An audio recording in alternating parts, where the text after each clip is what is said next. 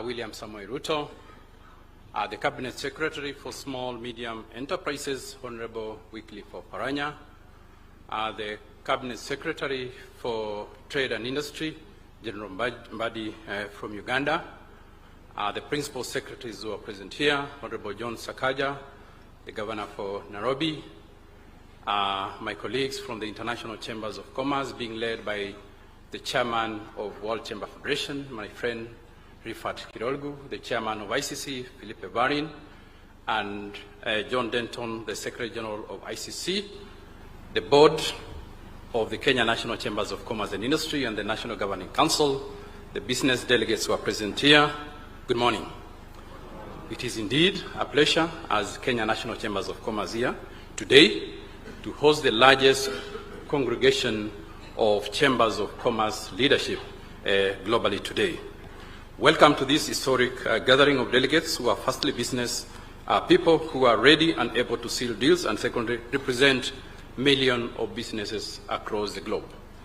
The movement of the International Chambers of Commerce and Industry, Your Excellency, represents 45 million companies globally, and the chairman is seated here today, so it presents a big opportunity for Kenya and Africa to be able to attract investments and also increase exports that we dearly need as an African continent. I'm privileged to welcome 10 representatives from International Chambers of Commerce and Industry, over 65 International Chambers of Commerce and Industry who are seated here, 113 African Chambers of Commerce and Industry, 48 foreign international corporates who are not present here in Kenya currently, the KNCCI Gold and Patron members, various excellencies of the diplomatic corps. This extraordinary convergence of public and private sectors across the 5 continents demonstrates the pivotal role of this global summit here in Africa. We have people from all the 5 continents, from Australia to Bolivia, from Benin here in Africa to United States of America, North America, from Kenya to Turkey, where the chairman comes from. Basically, the world is here today. This is actually the Business Olympics in terms of congregation. Chambers of Commerce have stood pillars of business for centuries. Since the first movement that started in France, and Philippe comes from France, 500 years ago, and the Kenya National Chambers of Commerce that we started 60 years ago, it provides a big opportunity for Africa to implement the African Free Continental Trade Area that no other institution can be able to bridge between the policy and the practical implementation of the aspirations of intra-African trade.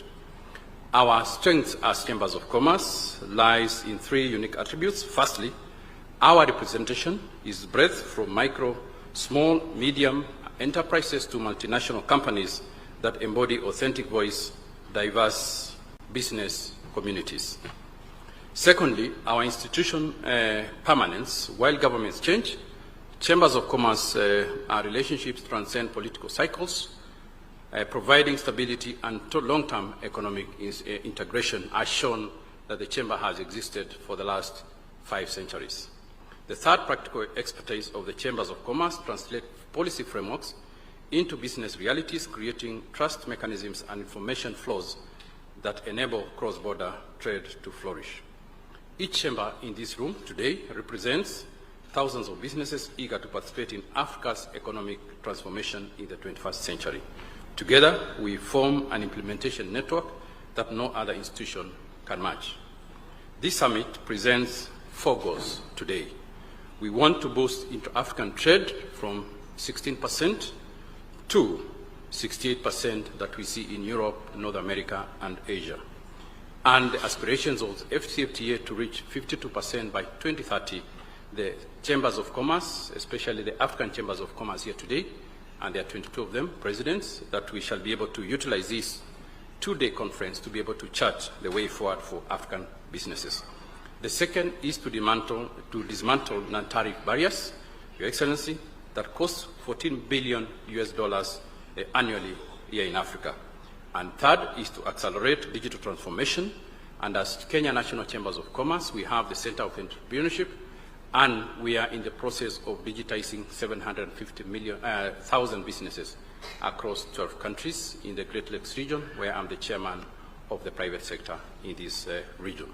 We also want to empower women and small and micro enterprises and promote inclusive trade and economic activities within the youth and the women.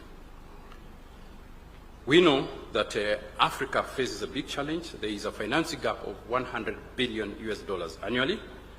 While governments build physical infrastructure, as Chambers of Commerce, Your Excellency, is that we want to form trusted networks enabling trade despite physical limitations that we currently have in terms of logistics in Africa.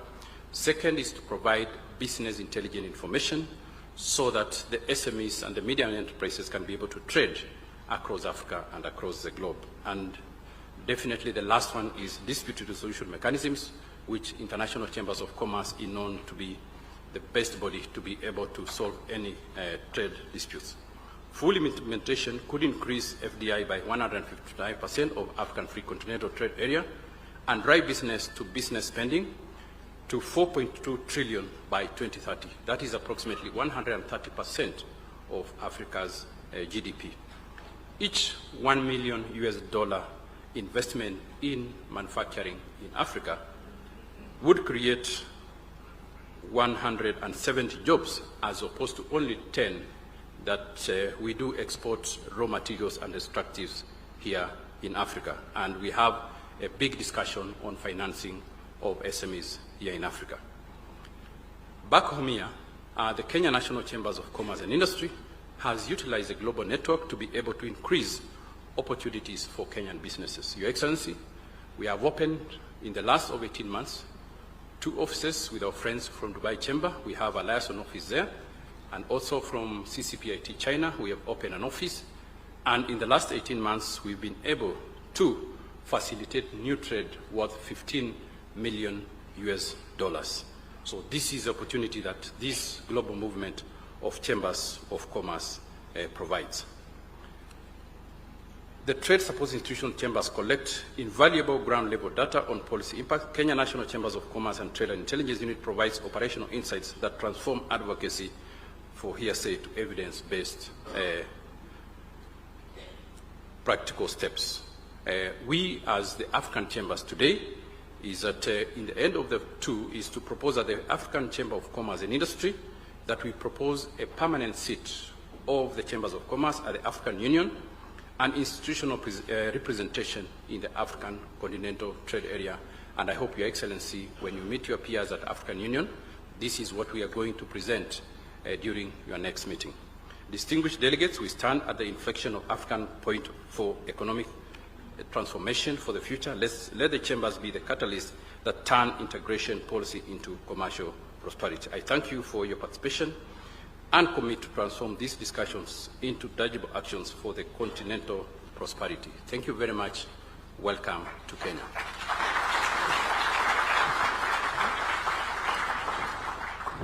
Thank you very much, Dr. Pres.Ruto. Next, Your Excellency, allow me to now call Mr. Felipe Varin, Chairperson of International Chamber of Commerce, to come and make his remarks. Let's give him a clap as he's coming forward. Welcome, sir.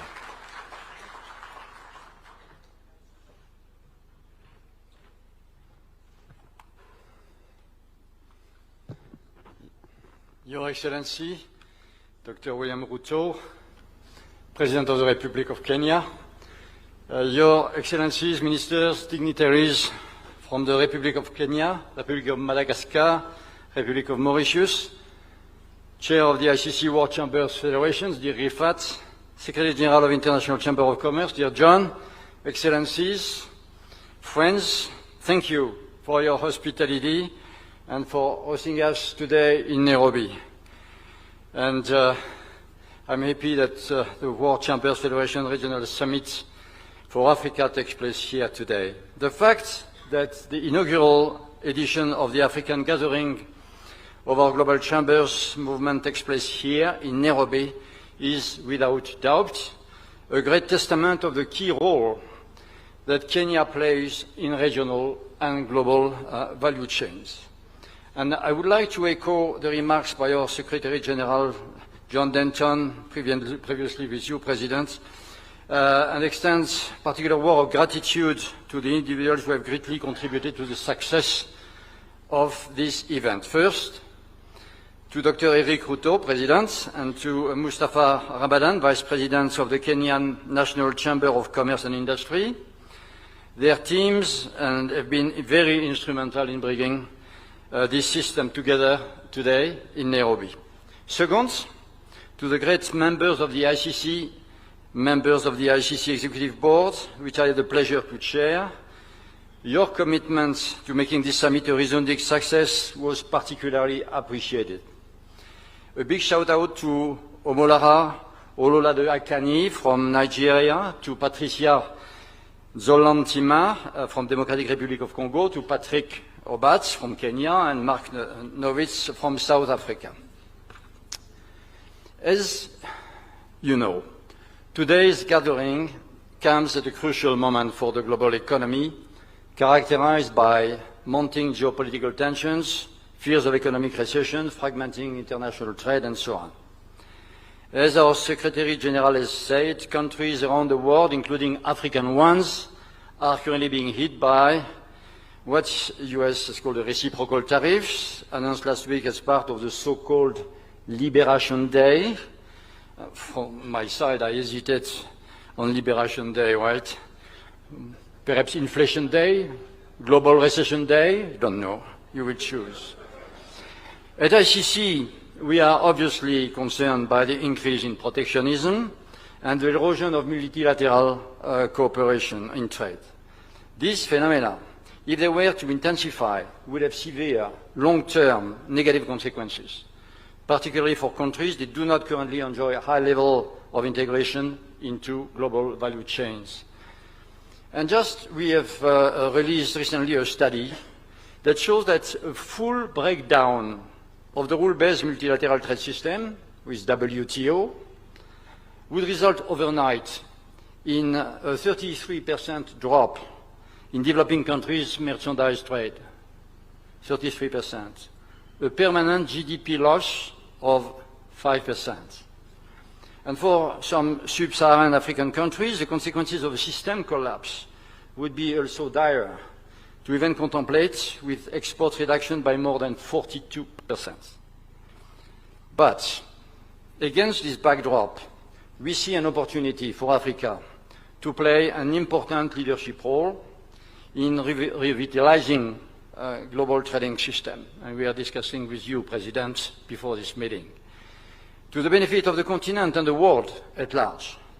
In fact, with over 1.5 billion people as of the end of last year, the African continent has the second largest population globally, a young population, presenting substantial consumer base for various industries.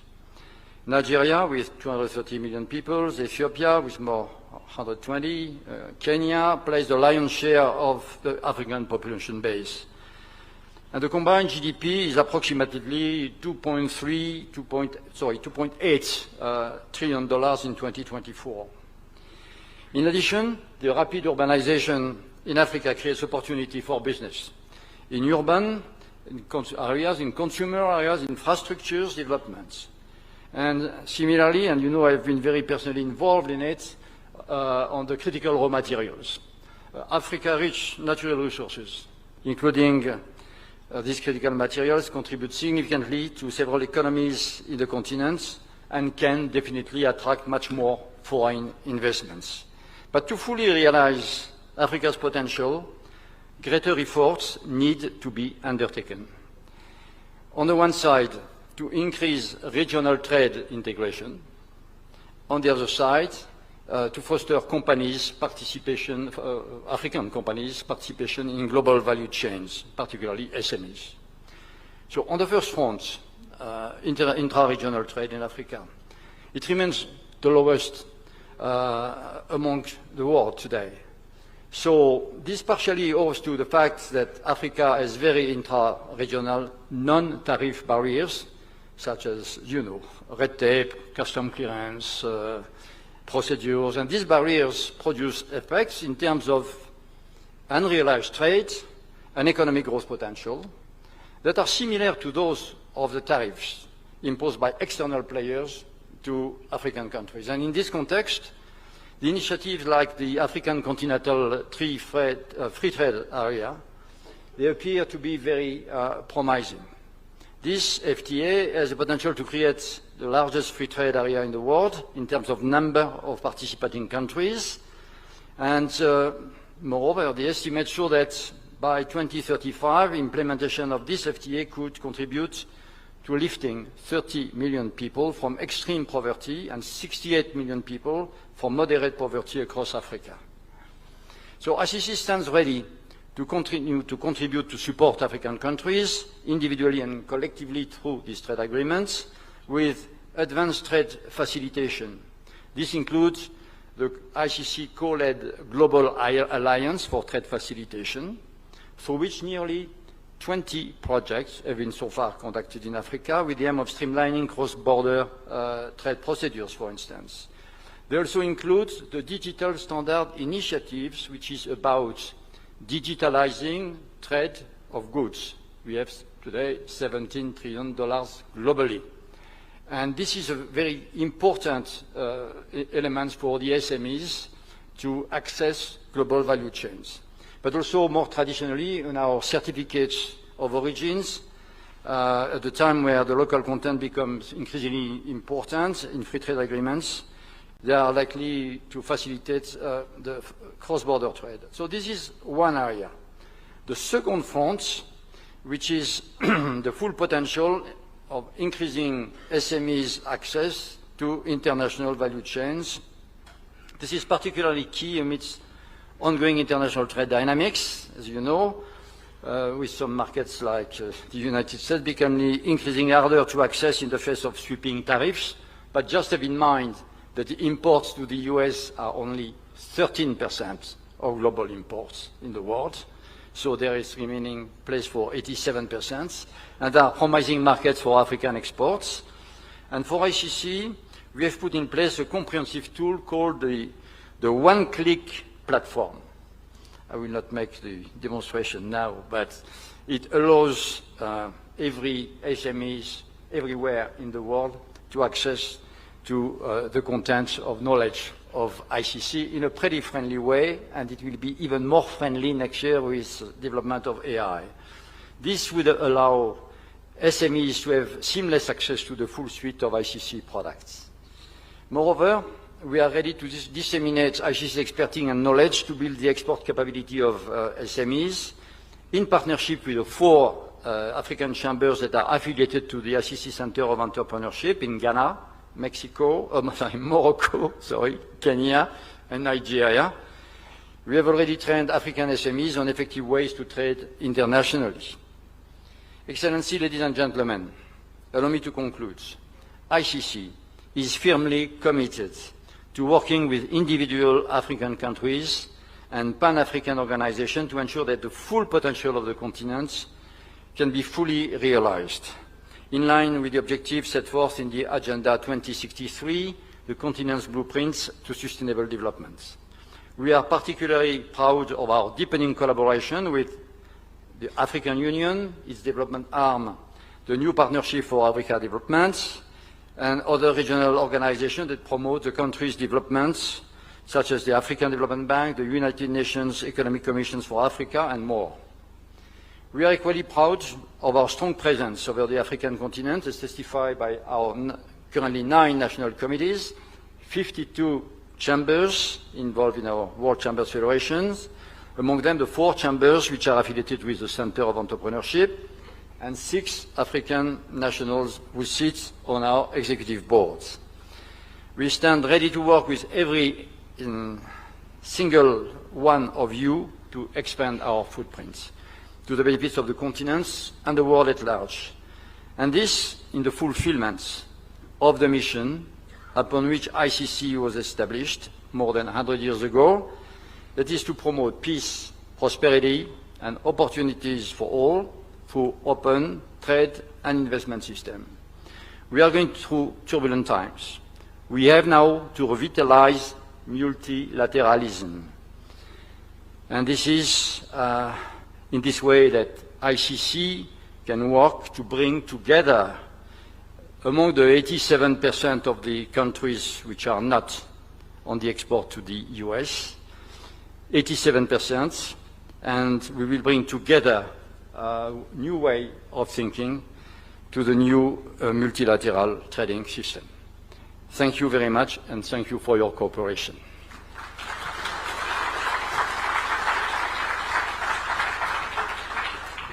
Thank you very much, Mr. Varin. Next, Your Excellency, I'd like to invite Mr. Rifat Hisarkoglu, who is the Chairperson, International Chamber of Commerce. Let's welcome him with a clap. Welcome, sir.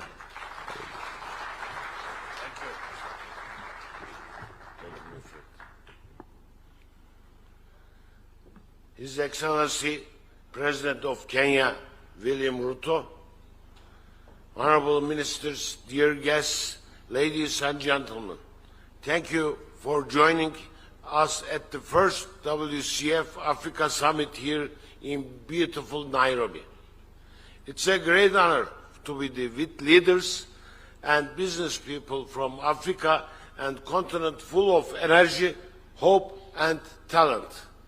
I speak to you today not only as the chairman of the WCF, but also as someone who truly believes in the power of trade. Because I am a businessman. We are living in a time of big problems, but also big changes. I am full hope. We work together, we can make a difference. That's why timing of this summit is very important. Before I continue, I want to say thank you. A big thanks to the Kenya National Chamber of Commerce and Industry and its president, my friend, Dr. Eric, for organizing this event so well. I also thank my dear friends ICC President Philippe Varin and Secretary General John Dante for their hard work to enlarge our global chamber network.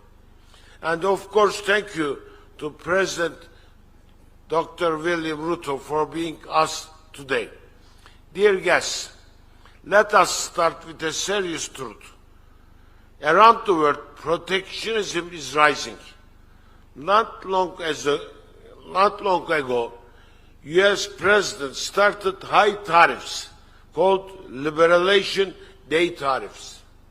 These taxes on imports have created new trade problems. China quickly answered with its own tariffs. Other big countries are also preparing to react. This has made the world more uncertain. Investment is slowing down. Trade is not growing. It is hard to say how much this will cost, but we know it will be very high. We cannot allow a future where countries build walls and tariffs and quotas. History has shown us this is dangerous. During the Great Depression, countries closed their markets, and it made things worse. We must not do the same again. So we will protect open trade. Who will defend free markets? The answer is we will. The business world, and especially Chamber of Commerce, must lead. We as the business people are the first to feel the harm of tariffs and bans. We are the ones who sell, buy and invest. Our success depends on free and fair rules. Also, welfare of our people depends on free trade. So we must speak up. For over 100 years, chambers of commerce have supported free trade. ICC and WCF represent 45 million businesses in over 170 countries. That is a strong voice. When we act together, we can help governments work with each other, not against each other.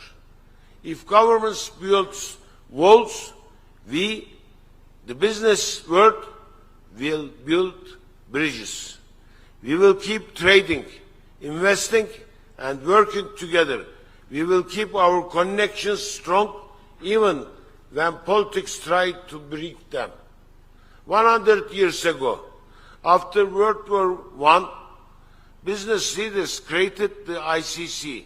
They wanted peace. They called themselves merchants of peace.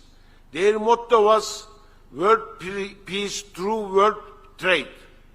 They knew that free trade helps not just business, but also peace. Today, we continue their mission. We are also merchants of peace. And now, in this difficult time, we must stay true to their goal. Dear African business community, Africa is at an important moment. There are both problems and opportunities. If protectionism grows, Africa could suffer. Today, Africa makes up less than 3% of world trade, even though 7% of world's people live here. Also, trade between African countries is still low. This shows us that Africa's trade power is not yet used fully. But Africa also has a great potential. This is a young continent. About 70% of people in sub-Saharan Africa is under 30. Millions of young people are ready to work and build. We see this in Nairobi, Kigali, Johannesburg. This energy is the key of Africa's future. What do those young people need? They need open markets and strong partnerships. They need a global trade system where a business in Kenya or Nigeria can export easily, find investment, and work with partners from other countries. That's why I support the African Continental Free Trade Area. It's a huge agreement that creates on one African market with 1.4 billion people and $3.4 trillion in total value. It's a bold and historic step. I call on African governments and chambers of commerce to make this agreement work faster. I also want to say how important Kenya is in this process. Kenya has a strong and growing economy. It's a leader in digital tools like mobile money. Kenya can show the way for other African countries. If Kenya invests in roads, trade links, the Northern Corridor, and supports its tech and manufacturing businesses, it can become a center of trade. It can connect Africa to the world, just like Turkey did in 1980s, 1990s. I encourage all African countries to work more together and join global trade talks. Ladies and gentlemen, yes, we face many global problems today, but I am still hopeful. I believe in what we can do together, business to business, country to country. The World Chamber Federation will keep connecting chambers across the world. We will help each other and share good ideas. Our next stop will be the 14th World Chambers Congress in Melbourne. Hope to see you there in September. Let us remember the old mission of the Merchants of Peace. They taught us trade builds trust. Business brings people together, and trade creates welfare for our people. We must keep this mission alive in today's world. My friends, let's protect open markets. Let's build bridges between people. This is our duty as chamber leaders. This is how we support peace through trade. Thank you very much.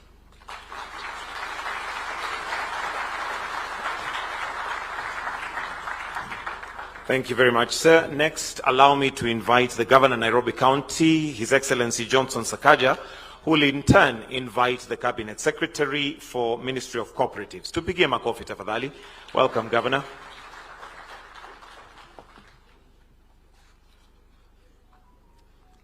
Your Excellency, President William Ruto, the speakers before me have, of course, laid out very elaborate protocols of those to recognize, so I associate with that.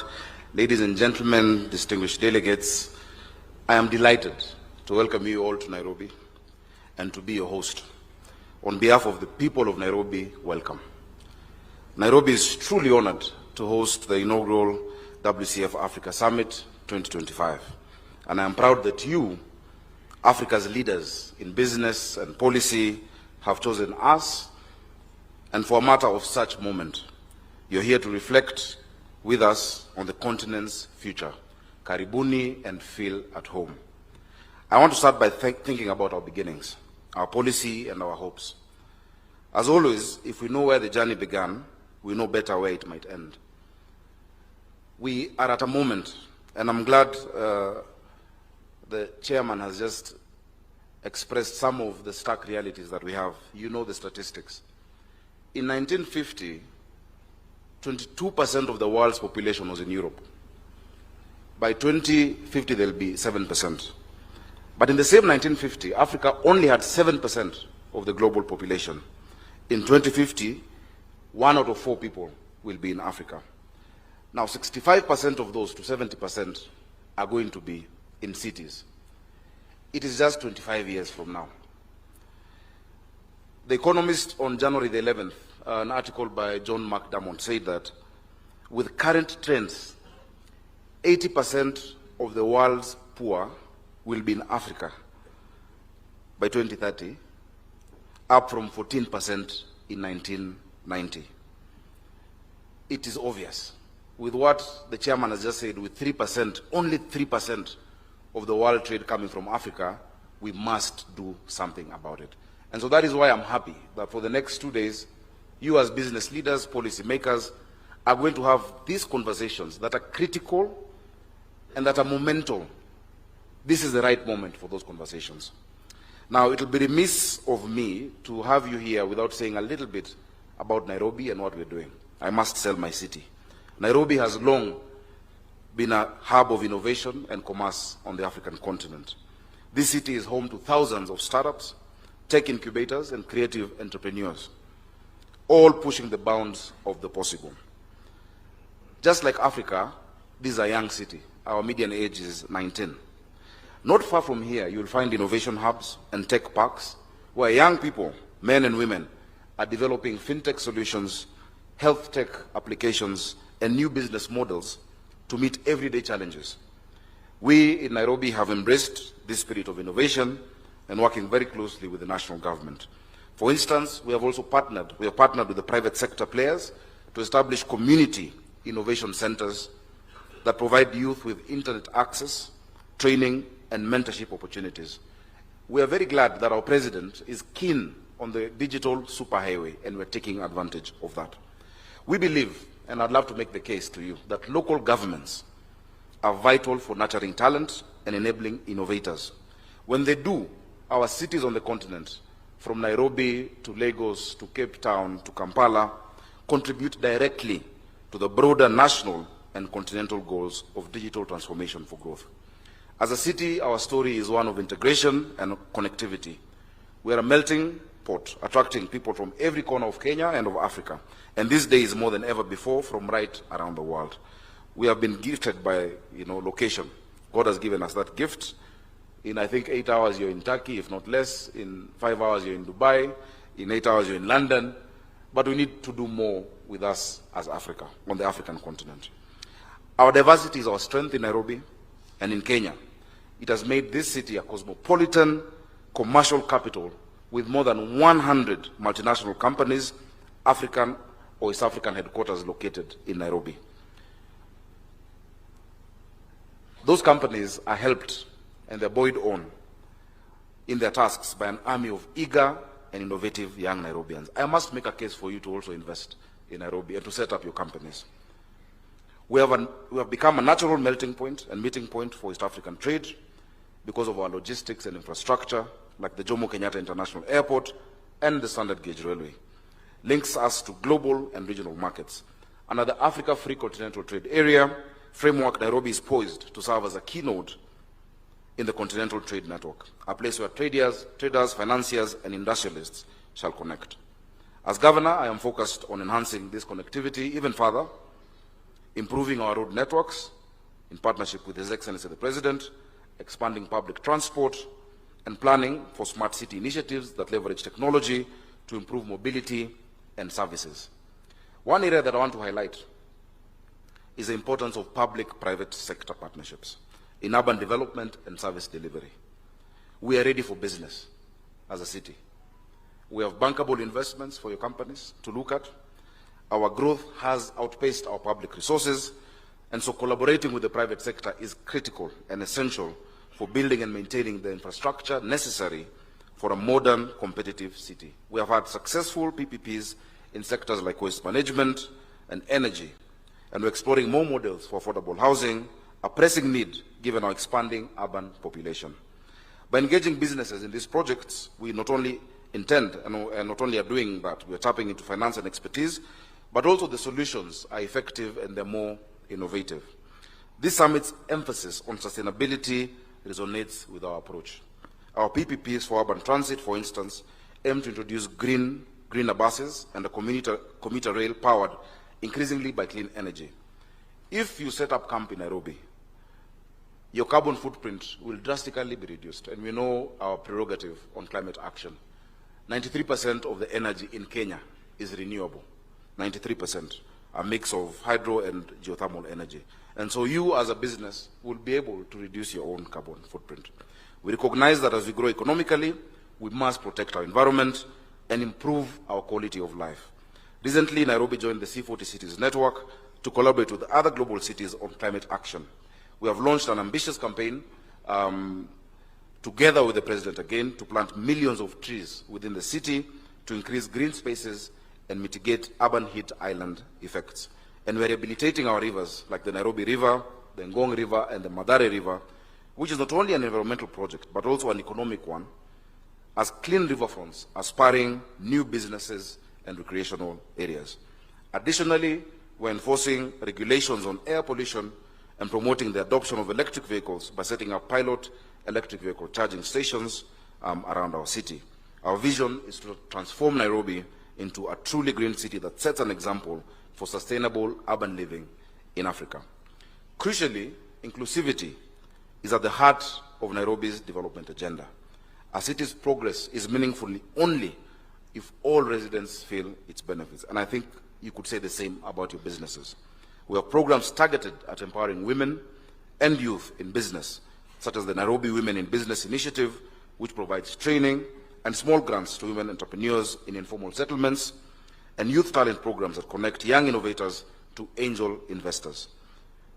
I think in the last year, Nairobi got the highest level of investments in the startups on the continent, and we hope to reclaim that space. I know Nigeria are hurtling closely behind us, and so is South Africa, but we will run. You know, Kenyans, you can't beat us in running. And so we are running far ahead. In fact, Your Excellency, I heard that in the next Olympics, they have said they're changing the name of the marathon. It is now called Chase the Kenyans, just because of that. And so we'll keep running ahead on the continent. And that friendly competition is what we should have. We are not competing against each other, but spurring each other to move forward. In Nairobi, we're also simplifying the process of of starting and running a business. In the past year, we've rolled out an online single business permit system and sharply cut approval times for permits in partnership with the Kenya National Chamber of Commerce and Industry. Now, a small trader can now get their license in a matter of minutes, not weeks, right from their mobile phone. You log in, you open an account, you get a license, and you print it for yourself wherever you are in the city of Nairobi. Thank you. We are cutting red tape and fighting corruption at City Hall because, you know, a fair and transparent environment is what allows businesses to flourish. When a city befriends its entrepreneurs, it attracts and concentrates creativity and investment. and concentrating talent in one place is absolutely central to urban growth. Ladies and gentlemen, in a good film, the location itself is itself a character. It comes alive. It motivates. It gives depth to the strivings and hopes of the other parts. That is Nairobi. It's not just a backdrop for the reflection you begin today. If you let it, it will speak back to you. And not just today. We are and we will remain players in Africa's great drama of integration, innovation, and growth. Just as Africa's climate position was agreed under our skies in Nairobi at the Africa Climate Summit, so too will many more of the continent's consequential decisions be taken here. In closing, I'd like to invite all our guests, local and international, to take some time, if your schedules allow, to explore Nairobi beyond the conference halls.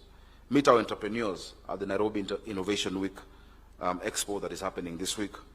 Visit our Nairobi National Park, where conservation meets tourism. In fact, it's the only park, natural park, where you will find animals in their untouched habitat, how God made it, and at the backdrop of the skyline of a capital city. It's the only one in the world, and it is right next to you. Of course, the president will tell you that you might, in the evening, come across a lion or a cheetah. Please, just say hi. They're absolutely harmless. Enjoy our cultural scene. Sample the diversity of Kenyan cuisine in our restaurants. You will find a city that is dynamic, resilient, and welcoming. A city that embodies the optimism that we all share for Africa's future. I once again thank the organizers for choosing Nairobi as a host city. We do not take this honor for granted. My administration will continue to work hand in hand with the national government, and I truly must thank the President for setting the pace when it comes to working with businesses. The President of the Kenya Chamber of Commerce, you forgot to tell the people, he is called Dr. Ruto, and our President is called Dr. Ruto, but they're not related. He should be the one to say it. But they share much more in common. They believe in what businesses can do and what the private sector can do. Thank you, Excellency, and I think he deserves a round of applause for leading from the front. And so we'll continue working with the Chamber, Dr. Ruto, the smaller one,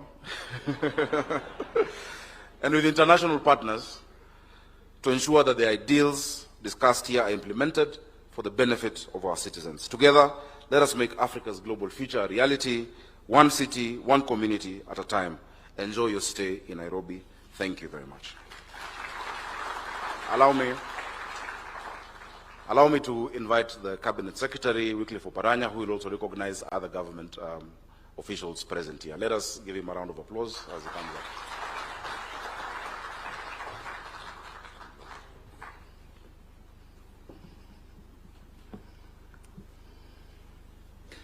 Your Excellency, Dr. William Ruto, President of the Republic of Kenya and Commander-in-Chief of the Kenya Defense Forces, Cabinet Secretaries and Ministers here present, the leadership of the Kenya National Chambers of Commerce and Industry, distinguished guests, ladies and gentlemen, before I make a few remarks, let me acknowledge few people, especially my colleagues, ministers from other countries. Honorable Wilson Mbadi, can you stand where you are? State Minister for Industry, Trade, Industry and Cooperative from Uganda, Honorable Abang Juk, Minister for Industry and Trade from Southern Sudan. Yes. And of course I have principal secretaries here, 3 of them. I have in my own ministry, I have the PS in charge of MSME, Susan Mangeni, the PS in charge of Cooperative, State Department of Cooperative, Patrick Kilemi, the PS in charge of investment promotions. Hassan. Your Excellency, it is a great honor to address you today as the Cabinet Secretary in charge of cooperatives and MSME development. In this capacity, I have the privilege of collaborating with millions of entrepreneurs, small businesses, owners, and cooperative members, individuals who are the foundation of our economy and vital to fostering inclusive growth. Today, I want to underscore the vital role that MSME and cooperative play in driving Africa's economic integration through the African Continental Free Trade Area, AFC-AFTA. MSMEs represent over 80% of African businesses and employ the majority of the workforce. They are active across all sectors, including agriculture, manufacturing, services, and innovation. If AFC-FTA is to succeed, it must be built with MSMEs and its core. Excluding them will create an integral market in theory, but not in practice.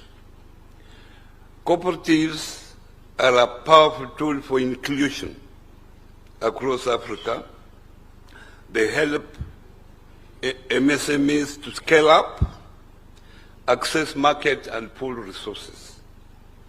Whether it is a farmers aggregating produce, circles enabling access to finance, or artisan groups sharing machinery, cooperatives multiply the strength of individuals. With the right support, they can enable MSMEs to meet quality standards and compete across Africa.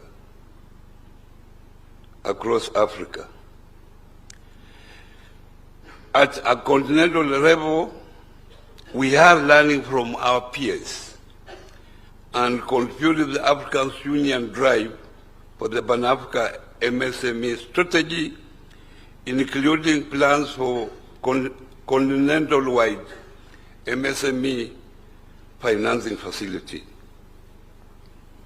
The transformation of Africa will not come alone from the top, but it will be driven by its people, the farmers, traders, innovators, and small business owners. As a government, our role is to empower them through inclusive policies, smart investments, and strong partnership, ensuring that no business, no matter how small, is left behind in Africa's and world-shared future. To every entrepreneur here today, you are at the heart of our economic agenda, and we are committed to breaking down the barriers you face and unlocking opportunities across the continent. Let us work together as governments, private sector, development partners, and entrepreneurs as we build an Africa and the world where MSMEs are the engine of prosperity. Your Excellency, I don't want to pretend to talk about the government, what the government is doing when you are here. So I will give you that opportunity because you know much more. But I thank all of you for coming and welcome to Kenya, and I hope you will enjoy your stay here in Kenya. Kenya is a very friendly country, as you see, have people stay here. Thank you very much, and God bless you.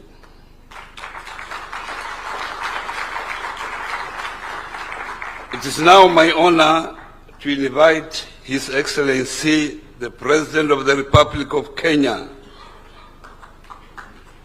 Dr. William Samoei Ruto, to address the summit. Welcome, Mr. President.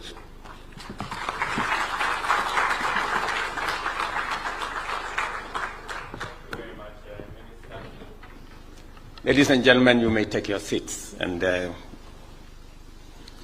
let me take this opportunity on behalf of the government and people of Kenya to welcome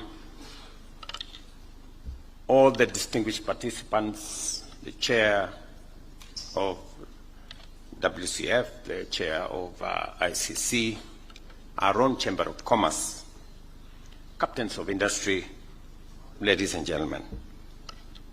It is my honor on behalf of the people and government of Kenya to welcome all of you, not just to Nairobi, but to Kenya. As patron of the Kenya National Chamber of Commerce and Industry, I'm especially pleased to host such a distinguished gathering of business leaders, policymakers, and development partners. It is a forum like this that transformative ideas take root and the seeds of prosperity are planted.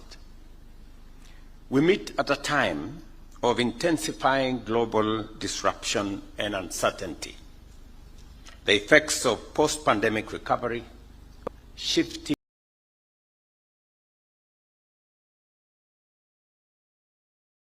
geopolitical dynamics, inflation and supply chain disruptions, and of course climate change are impacting many facets of our economic and social lives. Yet, despite these challenges, we are presented with immense opportunities. Africa is becoming more connected, more innovative, and more entrepreneurial.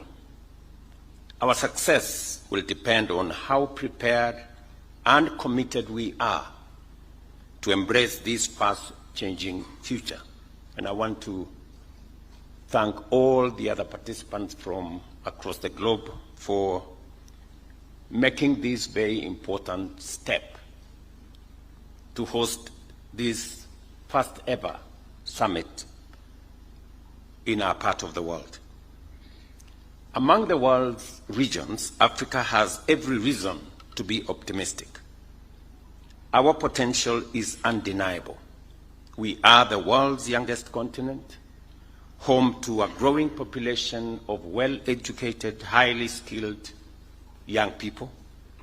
Our lands are rich in untapped mineral wealth, including those critical minerals that are essential for global industrial transition.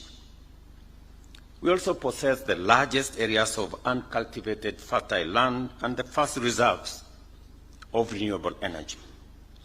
As you heard from the Governor of Nairobi, our own energy mix speaks volumes of what renewable energy can do and the scope and scale of the potential that exists for generation and for deployment for both economic, industrial, and other uses.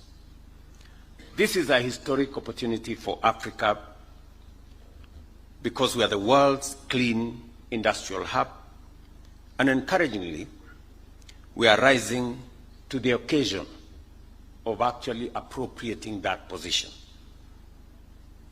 Accelerating our integration through the reform of the African Union, as well as our regional economic communities and mechanisms, including key institutions such as the Africa Development Bank, Afrexim Bank, and the Africa Union Development Agency, signals the giant is no longer asleep. We did, at the last Africa Union Summit, endorse these institutions, because they understand our continent better, to work with other global multilateral banks and financial institutions to position Africa appropriately, especially on matters of investment and the big elephant that is resources, especially from the private sector, to finance our own growth.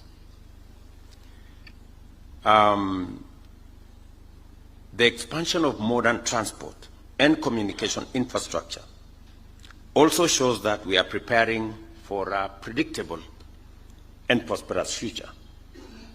Conversations are ongoing in the LAPSET corridor that will connect Kenya, Ethiopia, and South Sudan. The first almost 700 kilometers of road is being constructed. We will shortly be discussing the extension of the railway between Kenya, Uganda, DRC, and Rwanda into the heart of the Great Lakes. We are surely looking at how to connect Africa better. And as you're all aware, the Africa Continental Free Trade Area brings into being the largest single market of 1.4 billion people in 55 countries, with a GDP of close to 3.4 trillion. And the good news is that the building blocks towards the Africa Continental Free Trade Area, whether you're talking about the East African Community or the tripartite free trade area that brings together EAC, COMESA, and SADC, that actually came into force last year in June, creating the building block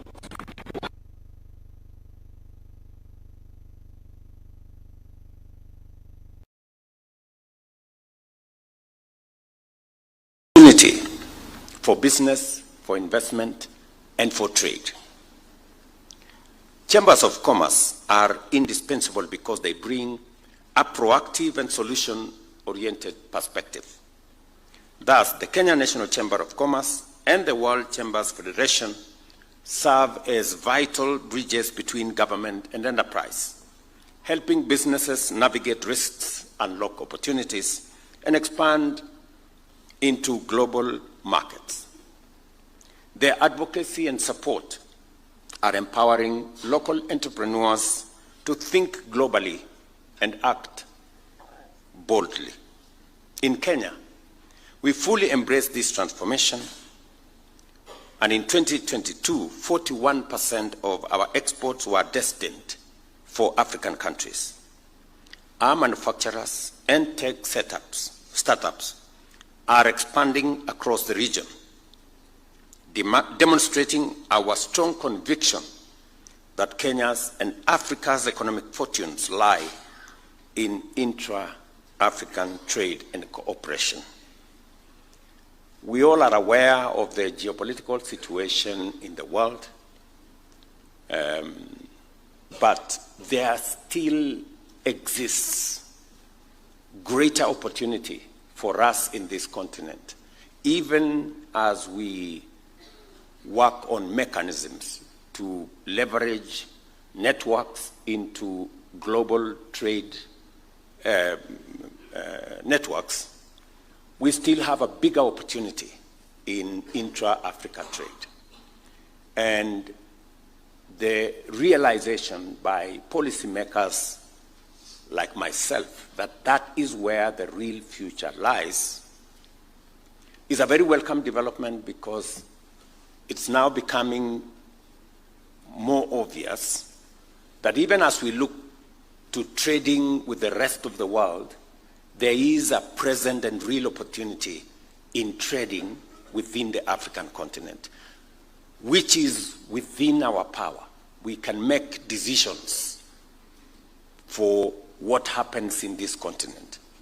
And it is the reason why we are reorganizing the African Union.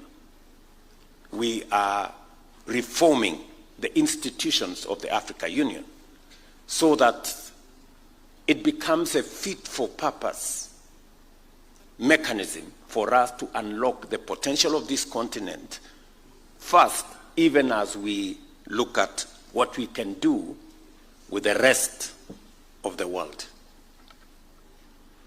And the coming into force of the Africa Continental Free Trade Area, the coming into force of the tripartite free trade area that brings together COMESA, SADC, and EAC, and our own mechanisms in the East African community are a testament that we are understanding the situation properly.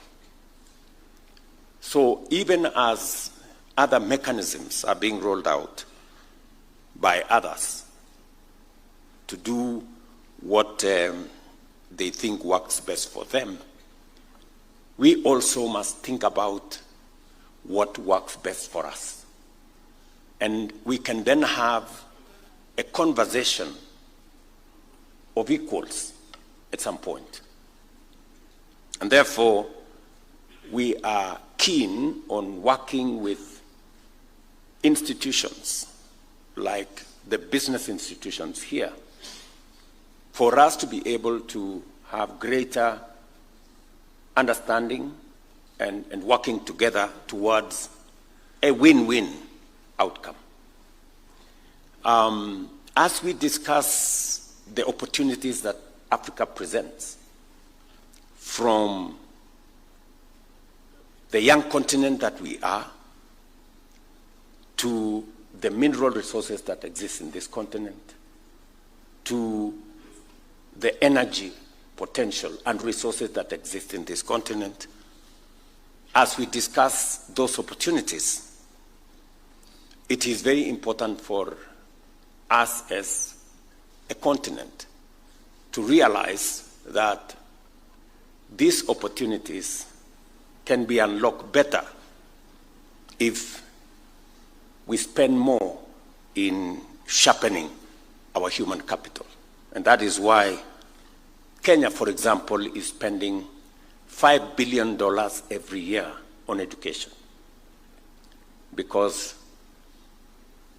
the demographic dividend that we have will be more useful, better aligned, and sharpened if we deploy it when it is empowered with knowledge, skills, and competences.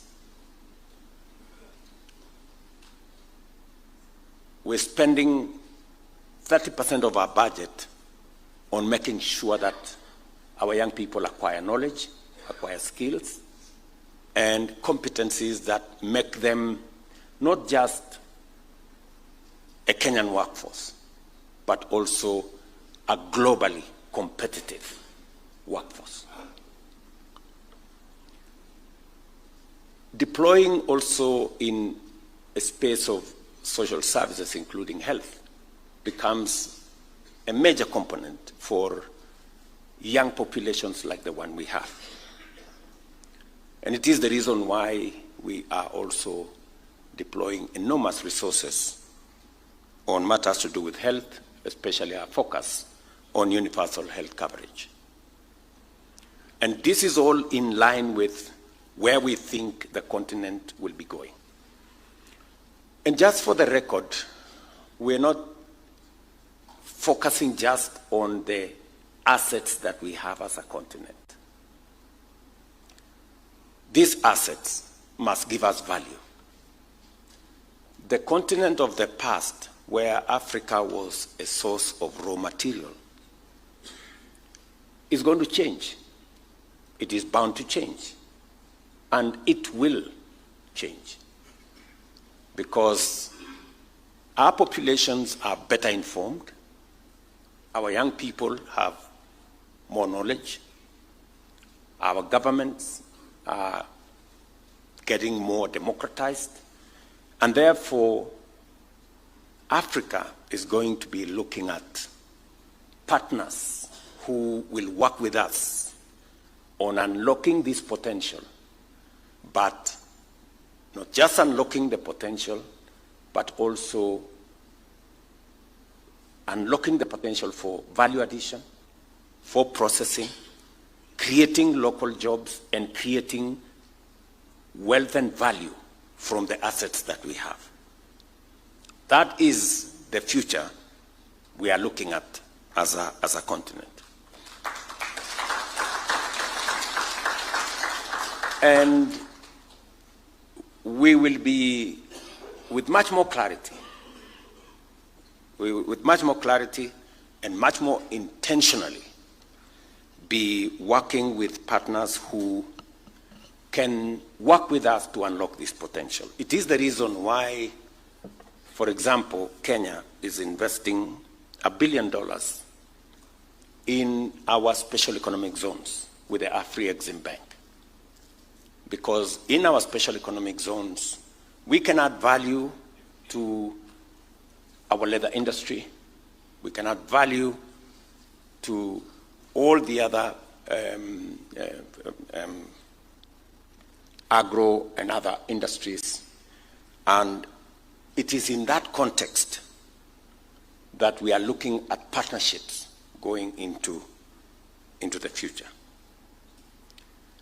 Despite global headwinds, Kenya's economy, for example, last year grew by 5.6%, outpacing global trends.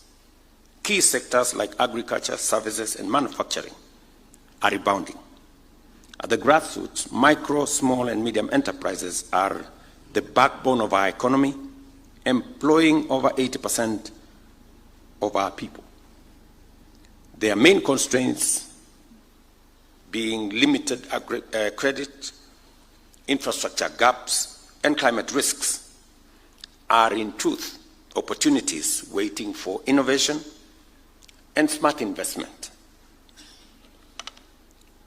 Because if you look at the MSME sector, they pay very high interest rates,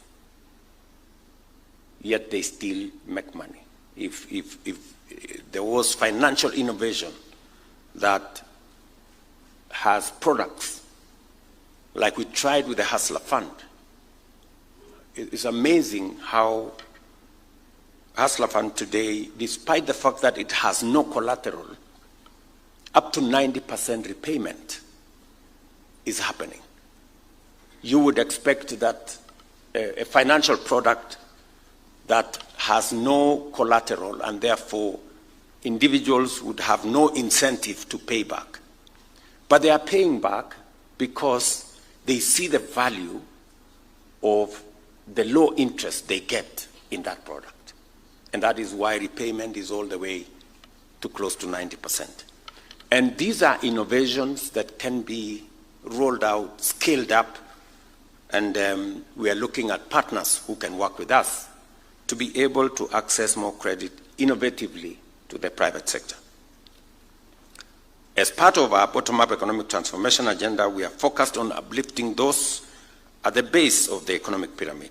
And we are investing in agriculture, MSME, health, housing, and digital and creative economy. Our goal is to catalyze a bottom-up surge of creative and productive opportunities through strategic investment and targeted interventions.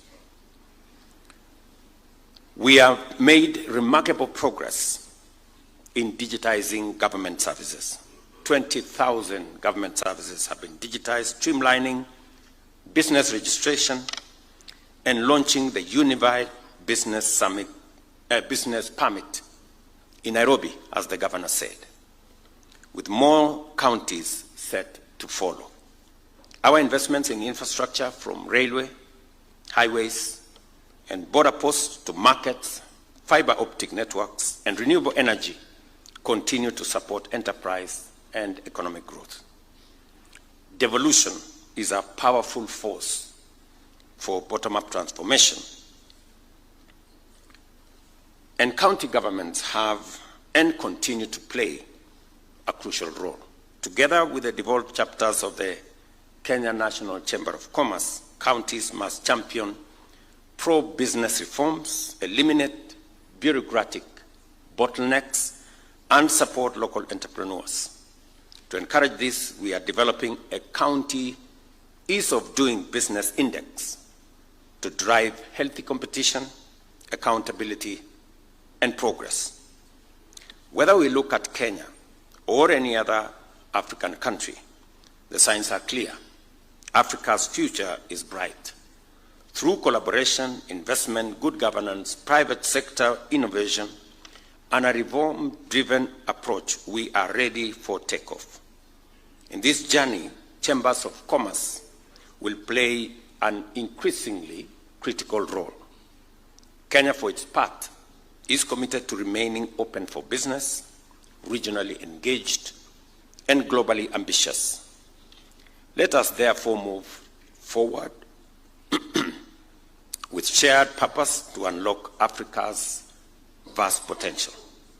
What we achieve together, driven by this collective commitment, will shape a prosperous present and even greater legacy for generations to come.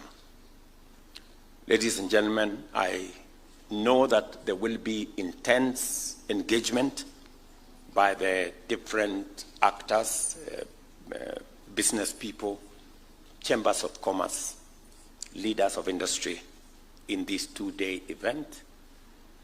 And I am looking forward to getting an outcome of your decisions, especially those that are connected to policy decisions that we need to make it much more easier for business, for investment, for trade to flourish, so that together we can create synergy in areas that create a win-win outcome for business and for our countries. And therefore, I really wish you my very best as you engage in these 2 days, and I look forward to the outcome of this meeting as we work together towards a better business environment and investment climate. Thank you very much. God bless you, and welcome again to Kenya. Thank you very much, Your Excellency. Another round of applause. If I may request, Your Excellency, for you not to exit. Can we take our seats, please, briefly? I'll request that I invite Dr. Pres.Ruto, who has a gift to present to you on behalf of the Chamber. So if we can have the gift kindly. Let's take our seats, please. Let's take our seats, please. And then after that, Your Excellency, I'll seek your indulgence just for 3 exposures of photos to mortalize this particular event.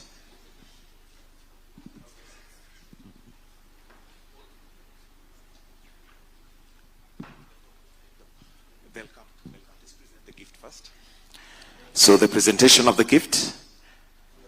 Then after that, I will ask the ICC and the WCF leadership to come for a photo so we can, thank you.